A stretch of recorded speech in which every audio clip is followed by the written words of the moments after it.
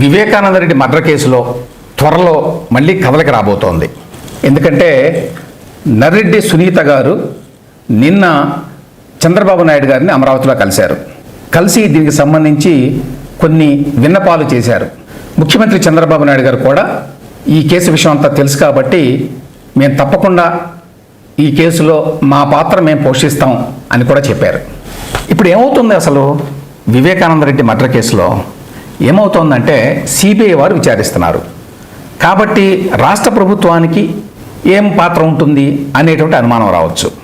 Doctor Sunitha Reddy గారు నిన్న ముఖ్యమంత్రిని కలిసినప్పుడు ఆవిడ ఫస్ట్ అడిగింది ఏమిటంటే తన మీద జగన్మోహన్ రెడ్డి ప్రభుత్వం పెట్టిన కేసు విషయం చూడమని. సునీతారెడ్డి ఆవిడ హస్బెండ్ రాజశేఖర రెడ్డి వీళ్ళని డిస్కరేజ్ చేయడం కోసం అని చెప్పి జగన్మోహన్ రెడ్డి ప్రభుత్వం వాళ్ళ మీదనే ఒక కేసు పెట్టించింది. ఎవరు పెట్టారు? వివేకానంద రెడ్డి పిఏ కృష్ణారెడ్డి. ఈ కృష్ణారెడ్డి పూర్తిగా వాళ్ళ వైపు తిరిగిపోయాడు అప్పుడే ఫస్ట్లోనే. సో ఆయన చేత ఒక పిటిషన్ రాయించి లోకల్ కడప పోలీస్ స్టేషన్లో ఇచ్చారు. దాన్ని తీసుకెళ్లి లోకల్ కోర్టులో పెట్టి కేసు నమోదు చేశారు. ఆ కేసులో అరెస్ట్ కాకుండా ఉండటం కోసం అని చెప్పి సునీతారెడ్డి భర్త రాజశేఖర రెడ్డి హైకోర్టు వరకు వెళ్లాల్సి వచ్చింది. అదే కేసులో సిబిఐ ఆఫీసర్గా ఉన్నటువంటి రామ్ సింగ్ మీద కూడా కేసు పెట్టారు. అప్పట్లో రామ్ సింగ్ ఇన్వెస్టిగేట్ చేసేవాడు. అతను కొంచెం గట్టిగా ఉన్నాడు ఈ కేసులో అని చెప్పి అతను కూడా కట్టడి చేయడం కోసం అని చెప్పి జగన్మోహన్ రెడ్డి ప్రభుత్వం అతని మీద కూడా కేసు పెట్టించింది. ఏంటి మమ్మల్ని బెదిరిస్తున్నాడు రామ్ సింగ్ అని. అదేవిధంగా సునీతారెడ్డి రాజశేఖర రెడ్డి కూడా మమ్మల్ని బెదిరిస్తున్నారు అని చెప్పి కంప్లైంట్ ఇప్పించారు. కావాలని వాళ్ళని ఇంటిమిడేట్ చేయడం కోసం అన్నమాట. సో ఆ కేసు వ్యవహారం కొంచెం చూడండి మీరు అని అడిగింది.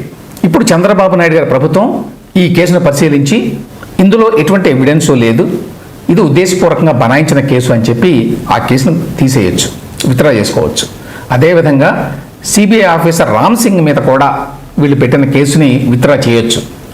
రెండవ డెవలప్మెంట్ జరగడానికి అవకాశం ఉన్నది ఏంటంటే ఈ కేసుని సిబిఐ విచారిస్తున్నప్పటికీ రాష్ట్ర ప్రభుత్వానికి ఇప్పటికీ ఎంతో కొంత రోల్ ఉంటుంది.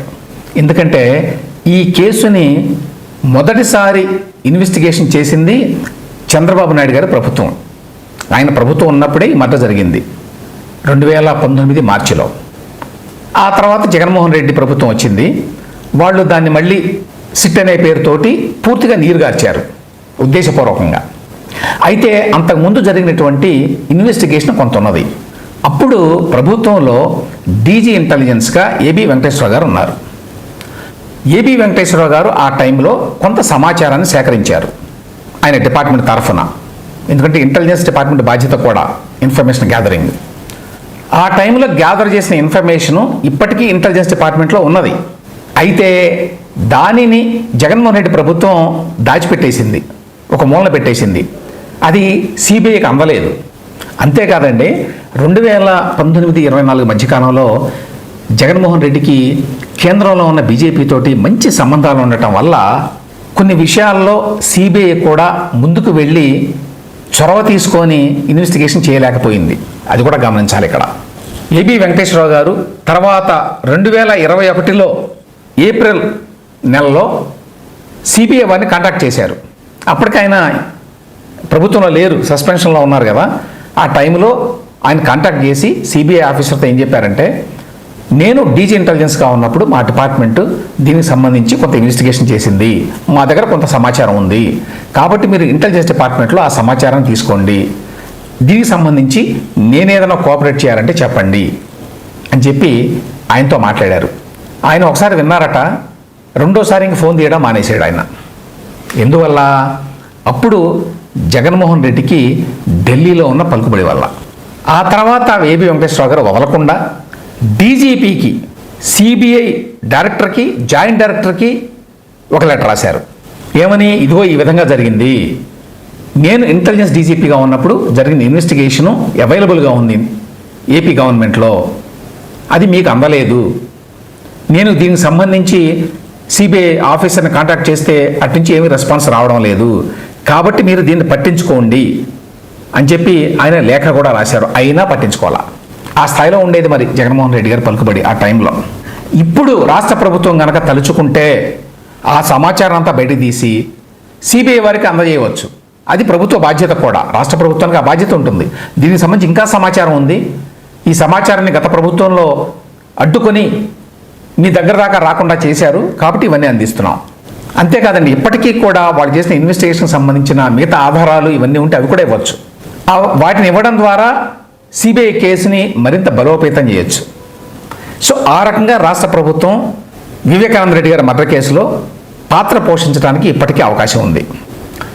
ఇక మూడో పాయింట్, ఇందులో జగన్మోహన్ రెడ్డి గారికి స్వయాన సోదరైనటువంటి డాక్టర్ నర్రెడ్డి సునీతారెడ్డి గారు చంద్రబాబు నాయుడు గారి దగ్గరికి వెళ్ళి కలిసి ఆయనకి మొర పెట్టుకున్నది అంటే it reflects on Jaganmohan Reddy's character.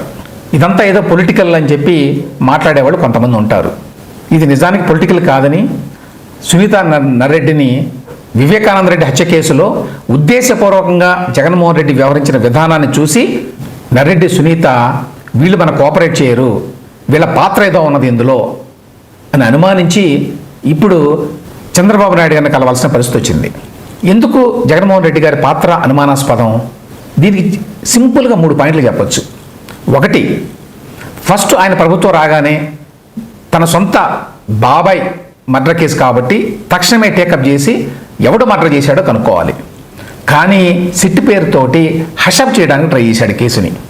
CBI కన్నా ఇవ్వండి విచారణ, వాళ్ళన్నా చేస్తారు అని చెప్పి సునీత గారు వీళ్ళు అడిగితే సిబిఐ లేదు ఏమి లేదు, నువ్వు అనవసరంగా సిబిఐ మాట్లాడొద్దు ఇక్కడికి వచ్చి అని తిట్టి పంపించాడు జగన్మోహన్ రెడ్డి. ఎందుకు సిబిఐకి అప్పగించడానికి ఆయనకి ఇష్టం లేదు?